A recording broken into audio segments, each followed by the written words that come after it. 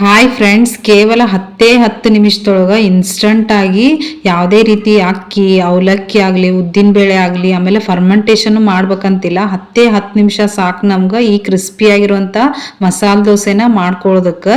So ಬನ್ನಿ ಯಾವ ರೀತಿ ಮಾಡ್ಬೇಕು ಅನ್ನೋದು ನಾನು ನಿಮ್ಗೆ ತಿಳಿಸ್ಕೊಡ್ತಾನಂತ. ವಿಡಿಯೋನ ಎಲ್ಲೂ ಸ್ಕಿಪ್ ಮಾಡದೆ ಪೂರ್ತಿಯಾಗಿ ನೋಡಿ. ಮೊದ್ಲಿಗೆ ನಾನಿಲ್ಲಿ ಒಂದು ಪರಾತನ ತಗೊಂಡನಿ. ಅದಕ್ಕೆ ಇವಾಗ 1 ಕಪ್ನಷ್ಟು ಗೋಧಿ ಹಿಟ್ಟನ್ನ ಹಾಕೊಳಕತ್ತನಿ.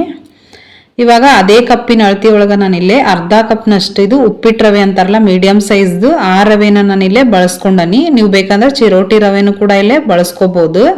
ಇವಾಗ ಕಡಲೆ ಹಿಟ್ಟನ್ನ ನಾನಿಲ್ಲೇ ಈ ಸ್ಪೂನಿನ ಅಳತಿ ಒಳಗೆ 1 ಸ್ಪೂನ್ ಅಷ್ಟು ಕಡಲೆ ಹಿಟ್ಟನ್ನ ಇಲ್ಲೇ ಸೇರಿಸ್ಕೊಳಕತ್ತನಿ. 1 ಸ್ಪೂನ್ ಆದ್ರೆ ಸಾಕು. ಮನೆಯಲ್ಲಿ ಉಪ್ಪಿಟ್ಟು ತಿನ್ನೋಕೆಲ್ಲ ಇರುತ್ತಲ್ಲ ಸಣ್ಣ ಸ್ಪೂನ್, ಅದೇ ಸ್ಪೂನಿನ ಅಳತಿ ಒಳಗೆ ನೀವು ಹಾಕೋಬಹುದು. ನೆಕ್ಸ್ಟ್ ಇವಾಗ ನಾನು ಇಲ್ಲೇ ಅಕ್ಕಿ ಹಿಟ್ಟನ್ನ ಇಲ್ಲೇ ಅದೇ ಸ್ಪೂನಿನ ಅಳತಿ ಒಳಗೆ 3 ಸ್ಪೂನ್ ಅಷ್ಟು ಅಕ್ಕಿ ಹಿಟ್ಟನ್ನು ಕೂಡ ಇಲ್ಲೇ ಸೇರಿಸ್ಕೊಳಕತ್ತೀನಿ. ಇವಾಗ ನಾವೇನು 4 ಥರದ ಹಿಟ್ಟು ಹಾಕೊಂಡೇವಲ್ಲ ಇದನ್ನ ಒಂದ್ಸಲ ಚೆನ್ನಾಗಿ ನೀಟಾಗ ಕೈಲಿನ ಮಿಕ್ಸ್ ಮಾಡ್ಕೊಂಬಿಡಿ. ಯಾಕಂದ್ರೆ ಅದು ರವೆ ಎಲ್ಲ ಒಂದ ಕಡೆ ಕುತ್ಕೊಳಕ್ ಹೋಗ್ಬಾರ್ದು. ಇದನ್ನ ಒಂದ್ 2 ನಿಮಿಷ ನಾವು ನೀಟಾಗ ಇದನ್ನ ಈ ರೀತಿ ಮಿಕ್ಸ್ ಮಾಡ್ಕೋಬೇಕು. ಇವಾಗ ನಾನು ಇದನ್ನ ಈ ರೀತಿಯಾಗಿ ಮಿಕ್ಸ್ ಮಾಡಿ ಇಟ್ಕೊಂಡನಿ. ಇವಾಗ ನೆಕ್ಸ್ಟ್ ನಾನು ಇಲ್ಲಿ ಒಂದು ದೊಡ್ಡದು ಮಿಕ್ಸರ್ ಜಾರ್ನ ಇಲ್ಲೇ ತಗೊಂಡನಿ. ಇವಾಗ ನಾವೇನು ಕಲಸಿಟ್ಕೊಂಡಿದ್ವಲ್ಲ ಹಿಟ್ಟು ರವೆ ಎಲ್ಲ ಅದನ್ನ ಈ ಮಿಕ್ಸರ್ ಜಾರ್ಗೆ ಇಷ್ಟೂನು ಹಾಕೊಳಕತ್ತನ ನೋಡ್ರಿ. ಇದಕ್ಕೆ ಈ ರೀತಿ ನಾನು ಎಲ್ಲಾನು ಈ ಜಾರ್ ಒಳಗ ಸೇರಿಸ್ಕೊಂಡನಿ. ದೊಡ್ಡ ಜಾರ್ನ ತಗೋರಿ. ಇವಾಗ ನಾನು ಈ ಜಾರ್ಗೆನ 1 ಸ್ಪೂನ್ ಅಷ್ಟು ಸಕ್ಕರೆನ ಇಲ್ಲೇ ಸೇರಿಸ್ಕೊಳಕತ್ತನಿ. ಇದು ಆಪ್ಷನಲ್. ಇದು ಹಾಕೋದ್ರಿಂದ ದೋಸೆ ಗರಿಗರಿಯಾಗೂ ಬರ್ತೈತಿ ಮತ್ತು ಕಲರ್ ಚೆನ್ನಾಗಿ ಬರ್ತೈತಿ ಅನ್ನೋದಕ್ಕೆ ಹಾಕೊಂಡ ನಾನು ಇಲ್ಲೇ. ಆಮೇಲೆ ರುಚಿಗೆ ತಕ್ಕಷ್ಟು ಉಪ್ಪನ್ನ ಕೂಡ ಇಲ್ಲೇ ಹಾಕೊಂಡನಿ. ನಾವು ಹಿಟ್ಟೆಲ್ಲ ಯಾವ ಕಪ್ ಒಳಗೆ ಮೆಜರ್ಮೆಂಟ್ ಮಾಡಿದ್ವಲ್ಲ ಅದೇ ಕಪ್ಪಿನ ಅಳತೆ ಒಳಗೆ ನಾನು ಇಲ್ಲೇ 1 ಕಪ್ನಷ್ಟು ಮೊಸರನ್ನ ಇಲ್ಲೇ ಸೇರಿಸ್ಕೊಳಕತ್ತನಿ. ಇದು ಜಾಸ್ತಿ ಗಟ್ಟಿ ಇರುವಂತ ಮೊಸರನ್ನೇನು ಬಳಸಿಲ್ಲ ನಾನು. ಇವಾಗ ಮೊಸರು ಹಾಕಿರೋ ಕಪ್ ಅಳತೆ ಒಳಗೆ ನಾನಿಲ್ಲೇ ಇನ್ನ 1 ಕಪ್ನಷ್ಟು ನೀರನ್ನ ಕೂಡ ಇದಕ್ಕೆ ಸೇರಿಸ್ಕೊಂಡ್ಬಿಡೋಣ.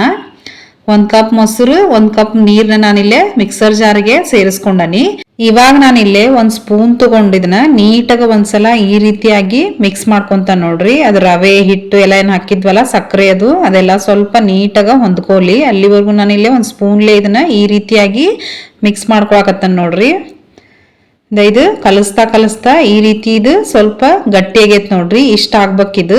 ಈ ರೀತಿ ನಾವು ಕಲಿಸ್ಕೊಂಡಾದ್ಮೇಲೆ ಇದನ್ನ ನಾವು ಏನಿಲ್ಲ ಅಂದ್ರೂ 10 ರಿಂದ 15 ನಿಮಿಷ ಇದನ್ನ ರೆಸ್ಟ್ ಮಾಡೋದಕ್ಕೆ ಇಟ್ಬಿಡ್ಬೇಕು. ನಾನು ಅಷ್ಟೊತ್ತಿಗೆ ಇದು 10 ನಿಮಿಷದೊಳಗ ಇಲ್ಲಿ ಹಿಟ್ಟು ಕೂಡ ಚೆನ್ನಾಗಿ ನೆಂದಿರ್ತತಿ. ನಾನು ತೋರಿಸ್ತಾನೆ ನೋಡ್ರಿ. ಇನ್ನ ಸ್ವಲ್ಪ ಇದು ಗಟ್ಟಿಯಾಗಿರ್ತತಿ.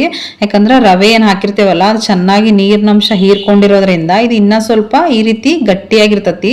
ಆಮೇಲೆ ಸ್ವಲ್ಪ ನಿಮಗೆ ರಬ್ಬರ್ ತರ ಕನ್ಸಿಸ್ಟೆನ್ಸಿ ಅನಿಸ್ತತಿ ಇದು. ಇದಕ್ಕಿವಾಗ ನಾವ್ ಇನ್ನೇನ್ ಜಾಸ್ತಿ ಏನ್ ನೀರ್ ಹಾಕೋದ್ ಬೇಡ. ಇದನ್ನ ಇವಾಗ ನಾವು ರುಬ್ಕೊಂಬರ್ಬೇಕಾಕತಿ. ನಾವ್ ಯಾವ ರೀತಿ ರುಬ್ಬಿರ್ಬೇಕಂತಂದ್ರ ನಾನು ಇಲ್ಲಿ ತೋರ್ಸಾತ ನೋಡ್ರಿ. ಈ ರೀತಿ ಬಬಲ್ಸ್ ಬರ್ಬೇಕದು.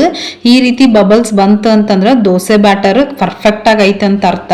ನಾನು ನಿಮ್ಗ ತೋರಿಸ್ತಾನೆ ನೋಡ್ರಿ ಎಷ್ಟು ನೈಸ್ ಆಗಿ ನಾನು ಇಲ್ಲೇ ರುಬ್ಕೊಂಬಂದನ ಅಂತ ಹೇಳಿ. ಸ್ವಲ್ಪನು ತರಿ ಇರಬಾರ್ದು. ಆ ರೀತಿ ನೀವು ಇದನ್ನ ನುಣ್ಣಗ ರುಬ್ಬಿರ್ಬೇಕು. ನಾನು ಇಲ್ಲಿ ತೋರ್ಸಾತ ನೋಡ್ರಿ. ಇಷ್ಟಾದ್ರೂ ಇದು ಪರ್ಫೆಕ್ಟ್ ಆಗಿ ಇರ್ಬೇಕಿದು. ಆಮೇಲೆ ರುಬ್ಬೋವಾಗ ನಿಮಗೆ ಏನಾದ್ರು ಸ್ವಲ್ಪ ಟೈಟ್ ಆಗಿ ಅನ್ಸಿದ್ರೆ ಸ್ವಲ್ಪ ನೀವು ನೀರ್ ಹಾಕೊಂಡು ರುಬ್ಕೋರಿ. ಮೊದ್ಲ ಜಾಸ್ತಿ ನೀರ್ ಹಾಕೊಂಡು ರುಬ್ಕೊಳಕ್ ಹೋಗ್ಬೇಡ್ರಿ.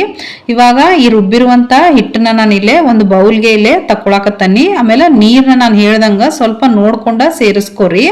ಯಾಕಂದ್ರೆ ನಾವಿಲ್ಲಿ ಉದ್ದಿನ ಬೇಳೆ ಅದು ಏನು ಹಾಕ್ತಾ ಇರೋದ್ರಿಂದ ಇದು ಬರೇ ಹಿಟ್ಟು. ಸ್ವಲ್ಪ ನೀರ್ ಹಾಕಿದ್ರು ಜಾಸ್ತಿ ತೆಳುವಾಗ್ಬಿಡ್ತತಿ. ಅದಕ್ಕೆ ನೀವು ನೋಡ್ಕೊಂಡು ಸೇರಿಸ್ಕೋರಿ. ನಾನಿಲ್ಲೇ ಈ ರೀತಿ ಮಿಕ್ಸ್ ಮಾಡೋ ಇಟ್ಕೊಂಡ ನೋಡ್ರಿ. ಇದು ಪರ್ಫೆಕ್ಟ್ ಆಗಿ ಕನ್ಸಿಸ್ಟೆನ್ಸಿ ಐತಿದು. ಈ ಹಿಟ್ಟನ್ನ ನಾವು ಯಾವುದೇ ರೀತಿ ಫರ್ಮೆಂಟೇಶನ್ ಮಾಡೋಕೆ ಇಡದೆ ಇರೋದ್ರಿಂದ ನಾನಿಲ್ಲೇ ಒಂದು ಅರ್ಧ ಟೀ ಟೇಬಲ್ ಸ್ಪೂನ್ ಅಷ್ಟು ಬೇಕಿಂಗ್ ಸೋಡಾನ ಸೇರಿಸ್ಕೊಳಕತ್ತಾನೆ. ಇದಕ್ಕೆ ಇದ್ರ ಮೇಲ್ಗಡೆ ಸ್ವಲ್ಪ 1 ಸ್ಪೂನ್ ಅಷ್ಟು ನೀರ್ನ ಸೇರಿಸ್ಕೊಂಡು ಇದನ್ನ ಚೆನ್ನಾಗಿ ಸೋಡಾ ಹೊಂದ್ಕೊಳ್ಳೋವರೆಗೂ ಒಂದ್ 2 ನಿಮಿಷ ಇದನ್ನ ಈ ರೀತಿ ಮಿಕ್ಸ್ ಮಾಡ್ಕೊಂಡ್ರೆ ನಮ್ದು ದೋಸಾ ಬ್ಯಾಟರ್ ರೆಡಿ ಆಗ್ಬಿಡ್ತತ್ ನೋಡ್ರಿ. ಹಿಟ್ಟು ಯಾವ ರೀತಿ ಕನ್ಸಿಸ್ಟೆನ್ಸಿ ಇರ್ಬೇಕಂದ್ರ ಈ ರೀತಿ ಬಬಲ್ಸ್ ಕೂಡ ಬರ್ತಿರ್ಬೇಕು ನಿಮ್ಗ, ಅಂದ್ರ ಕರೆಕ್ಟ್ ಆಗೈತೆ ಅಂತೇಳಿ. ನಾನಿಲ್ಲಿ ಈ ಹಿಟ್ಟಿಂದ ಮಸಾಲ ದೋಸೆನ ಮಾಡಿ ತೋರಿಸ್ತಾನೆ ನಿಮ್ಗ. ಅದಕ್ಕೆ ನಾನಿಲ್ಲಿ ಇನ್ಸ್ಟೆಂಟ್ ಆಗಿ ಮೇಲ್ಗಡೆ ಹಚ್ಚುವಂತ ಕೆಂಪು ಚಟ್ನಿನೂ ಇಲ್ಲೇ ಮಾಡಿ ತೋರಿಸ್ತಾನೆ ನೋಡ್ರಿ. 1 ಸ್ಪೂನ್ ಅಷ್ಟು ಖಾರದ ಪುಡಿನ ನಾನಿಲ್ಲೇ ಸೇರಿಸ್ಕೊಂಡನಿ. ಆಮೇಲೆ 1 ಸ್ಪೂನ್ ಅಷ್ಟು ತುಪ್ಪನ ಇಲ್ಲೇ ಹಾಕೊಂಡು ಒಂದು 2 ಸ್ಪೂನ್ ಅಷ್ಟು ಅಡಿಗೆ ಎಣ್ಣೆ, ನೀವು ಯಾವ ಎಣ್ಣೆ ಬಳಸ್ತಿರಲ್ಲ ಅಡಿಗೆಗೆ ಅದೇ ಎಣ್ಣೆನ ಸೇರಿಸ್ಕೊಂಡು ಈ ರೀತಿ ಮಿಕ್ಸ್ ಮಾಡ್ಕೊಂಡ್ರೆ ದೋಸೆ ಮೇಲೆ ಹಚ್ಚುವಂತ ಇನ್ಸ್ಟಂಟ್ ಕೆಂಪು ಚಟ್ನಿ ಪುಡಿ ರೆಡಿ ಆಗ್ಬಿಡ್ತತ್ ನೋಡ್ರಿ. ನಾನಿವಾಗ ನಿಮಗ ದೋಸೆನ ಮಾಡೋದನ್ನ ತೋರಿಸ್ತಾನಂತ. ನಾನಿಲ್ಲೇ ದೋಸೆ ಹಂಚನ ಇಲ್ಲೇ ಬಿಸಿ ಮಾಡೋದಕ್ಕೆ ಇಟ್ಟಿದ್ದೆ. ಚೆನ್ನಾಗಿ ಬಿಸಿ ಆದ್ಮೇಲೆ ಸ್ವಲ್ಪ ಈ ರೀತಿ ನೀರ್ನ ಚುಮ್ಕಿಸಿ ಒಂದು ಕಾಟನ್ ಬಟ್ಟೆಲೆ ಕ್ಲೀನ್ ಆಗ ಇದನ್ನ ಒರೆಸ್ಕೊಂಡನಿ. ಆಮೇಲೆ ಇದು ಮೊದಲನೇ ದೋಸೆ ಆಗಿರೋದ್ರಿಂದ ನಾನು ಸ್ವಲ್ಪ ಎಣ್ಣೆನ ಇಲ್ಲೇ ಸೇರಿಸ್ಕೊಳಕತ್ತಾನಿ. ಮುಂದೇನು ಹಚ್ಚೋದು ಬೇಡ, ಒಂದನೇ ದೋಸೆಗಷ್ಟ ಸೇರಿಸ್ಕೊಂಬಿಡೋಣ. ಆಮೇಲೆ ಇವಾಗ ದೋಸೆನ ಪ್ರತಿ ಸಲ ನಾವು ಹಾಕ್ಕೊಳ್ಳುವಾಗ ಈ ರೀತಿ ಮಿಕ್ಸ್ ಮಾಡ್ಕೊಂಡ್ಬಿಟ್ಟ ನಾವು ಸೇರಿಸ್ಕೋಬೇಕು. ನಾನಿಲ್ಲಿ ಒಂದು 2 ಸ್ಪೂನ್ ಅಷ್ಟು ಹಿಟ್ಟನ್ನ ಹಾಕ್ಕೊಂಡು ನಾವು ಯಾವ ರೀತಿ ದೋಸೆ ಮಾಡ್ತೇವಲ್ಲ ಆ ರೀತಿ ಇದನ್ನ ಅಗ್ಲ ಮಾಡ್ಕೊಳಕತ್ತಾನ ನೋಡ್ರಿ. ನೀವು ನೋಡ್ತಿರ್ಬೋದು ಇಲ್ಲಿ ಒಟ್ಟ ಅನ್ಸಲ್ಲ ನಿಮ್ಗೆ ಇದು ಗೋಧಿ ಹಿಟ್ಟಿನ ದೋಸೆ ಅಂತ ಹೇಳಿ. ನೋಡ್ರಿ ಎಷ್ಟು ಚೆನ್ನಾಗಿ ಪರ್ಫೆಕ್ಟ್ ಆಗಿ ಬಂದತ್ ಅಂತ ಹೇಳಿ. ಈ ರೀತಿ ನಾನು ಹಾಕೊಂಡ ನೋಡ್ರಿ ದೋಸೆನ. ದೋಸೆ ಹಾಕಿ ಆದ್ಮೇಲೆ ಅದನ್ನ ನಾವು ಹೈ ಫ್ಲೇಮ್ಗೆ ಹಾಕೊಂಡ್ಬಿಟ್ಟಿದನ್ನ ಒಂದ್ 2 ನಿಮಿಷ ಬಿಡ್ಬೇಕು. ಬಿಟ್ಟಾದ್ಮೇಲೆ ಈ ರೀತಿ ಎಣ್ಣೆನ ಹಚ್ಕೋಬೇಕು ನೋಡ್ರಿ. ಎಣ್ಣೆ ಅಥವಾ ತುಪ್ಪ ನಿಮ್ಗೆ ಯಾವ್ದು ಬೇಕೋ ಅದನ್ನ ಈ ರೀತಿ ಅಪ್ಲೈ ಮಾಡ್ಕೊಂಬಿಡಿ. ಇದು ಚೆನ್ನಾಗಿ ಒಂದ್ ಸೈಡ್ ರೋಸ್ಟ್ ಆದ್ಮೇಲೆ ನಾನೇನು ಕಲ್ಸಿಟ್ಕೊಂಡಿದ್ನಲ್ಲ ಕೆಂಪು ಚಟ್ನಿ ಖಾರದ ಪುಡಿ ಇದು ಅದನ್ನ ಹಾಕೊಳಕತ್ತಾನ ನೋಡ್ರಿ. ಇದಕ್ಕ ನಮ್ಗೆ ಎಷ್ಟು ಬೇಕೋ ಅಷ್ಟು ಇದನ್ನ ಹಾಕೊಂಡ್ಬಿಟ್ಟು ಇವಾಗ ಒಂದು ಸ್ಪೂನಿಂದ ಇದನ್ನ ಈ ರೀತಿ ಸ್ಪ್ರೆಡ್ ಮಾಡ್ಕೊಂಡ್ಬಿಡ್ತಾನೆ ಎಲ್ಲ ಕಡೆ. ನಾನಿಲ್ಲೇ ಪೂರ್ತಿ ದೋಸೆಗೆ ಈ ರೀತಿ ಹಚ್ಕೊಂಡ ನೋಡ್ರಿ ಇದನ್ನ. ಇವಾಗ ಇದು ಚೆನ್ನಾಗಿ ಒಂದ್ ಸೈಡ್ ರೋಸ್ಟ್ ಆದ್ಮೇಲೆ ನಾನಿಲ್ಲೇ ಇದನ್ನ ತೋರ್ಸಾತನ್ ನೋಡ್ರಿ. ನಿಮ್ಗೆ ನೋಡ್ತಿರ್ಬೋದು ನೀವು ದೋಸೆ ಕಾವಲಿಗೆ ಒಂದು ಸ್ವಲ್ಪನೂ ಹತ್ತಂಗಿಲ್ಲ, ಅಷ್ಟು ಸುಲಭವಾಗಿ ಎದ್ದು ಬರ್ತತಿ ಇದು. ನೋಡ್ರಿ ಎಷ್ಟು ಚೆನ್ನಾಗಿ ಕಲರ್ ಕೂಡ ಬಂದತಿದು. ಇವಾಗ ಒಂದನೇ ದೋಸೆ ರೆಡಿ ಆಯ್ತಲ್ಲ, ಇವಾಗ ನಾನು ನಿಮ್ಗೆ 2ನೇ ದೋಸೆನೂ ಕೂಡ ನಿಮ್ಗೆ ಮಾಡಿ ತೋರಿಸ್ತಾನಂತ. ಸೇಮ್ ಪ್ರತಿ ಸಲ ನಾವು ದೋಸೆ ಹಾಕೊಳ್ಳುವಾಗ ಮೀಡಿಯಂ ಫ್ಲೇಮ್ ಒಳಗ ಫ್ಲೇಮ್ ನ ಇಟ್ಕೊಂಡು ಸ್ವಲ್ಪ ನೀರ್ ಚುಮ್ಕಿಸಿ ಕಾಟನ್ ಬಟ್ಟೆ ಒರೆಸಿ ನಾವು ದೋಸೆ ಹಾಕೋದ್ರಿಂದ ದೋಸೆ ತುಂಬಾ ಚೆನ್ನಾಗಿ ಬರ್ತತಿ. ಎಲ್ಲೂ ನಿಮ್ಗೆ ಹಿಡಿಯೋಂಗಿಲ್ಲ, ಅಷ್ಟು ಚೆನ್ನಾಗಿ ಬರ್ತತಿ. ನಾನು ನಿಮ್ಗೆ 2ನೇದ್ದು ಇಲ್ಲೇ ಹಾಕಿ ತೋರ್ಸಾತ ನೋಡ್ರಿ ಎಷ್ಟು ಪರ್ಫೆಕ್ಟ್ ಆಗಿ ಬಂದತಂತ ಹೇಳಿ. ನೋಡ್ತಿರ್ಬೋದು ನೀವು. ನಿಮ್ಗೆ ಆ ಕೆಂಪು ಚಟ್ನಿ ಇಷ್ಟ ಇಲ್ಲ ಅಂತಂದ್ರ ನೀವು ಈ ರೀತಿ 2 ಕಡೆ ಚೆನ್ನಾಗಿ ಬೇಯಿಸ್ಕೊಂಡು ಕೂಡ ತಗೋಬಹುದು. ಈ ದೋಸೆನ ನೀವು ಕ್ರಿಸ್ಪಿಯಾಗಿ ಆದ್ರೂ ಮಾಡ್ಕೋಬಹುದು, ಇಲ್ಲ ಸಾಫ್ಟ್ ಆಗಾದ್ರೂ ಮಾಡ್ಕೋಬಹುದು. ನಾನಿಲ್ಲೇ ಇನ್ನೊಂದು ನಿಮ್ಗೆ ಸೆಟ್ ದೋಸೆ ಕೂಡ ಇದೇ ಹಿಟ್ಟಿಂದ ಮಾಡಿ ತೋರ್ಸಾತ ನೋಡ್ರಿ. ಸ್ವಲ್ಪ ಅಗ್ಲ ಮಾಡ್ಕೊಂಡು 2 ಕಡೆ ಬೇಯಿಸ್ಕೊಂಡ್ರೆ ನೋಡ್ತಿರ್ಬೋದು ನೀವು ಸೆಟ್ ದೋಸೆ ಕೂಡ ಇದೇ ಹಿಟ್ಟಿಂದ ಮಾಡ್ಕೋಬಹುದು.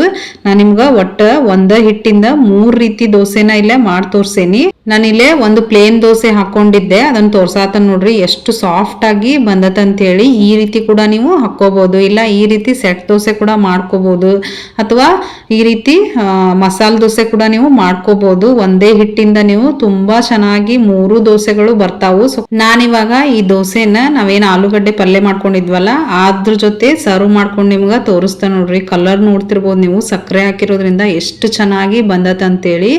ನೋಡ್ರಿ ಎಷ್ಟು ಸೂಪರ್ ಕಾಂಬಿನೇಷನ್ ಇದು. ಸೊ ಖಂಡಿತ ಟ್ರೈ ಮಾಡ್ರಿ. ವಿಡಿಯೋ ಇಷ್ಟ ಆದ್ರೆ ಲೈಕ್ ಕೊಡಿ. ಹಂಗ ಹೈಪ್ ಆಪ್ಷನ್ ಇರ್ತತಿ, ಹೈಪ್ ಕೊಡೋದನ್ನ ಮರ್ಯಾಕ್ ಹೋಗ್ಬೇಡ್ರಿ. ಮುಂದಿನ ವಿಡಿಯೋದೊಳಗ ಮತ್ ಸಿಗೋಣ.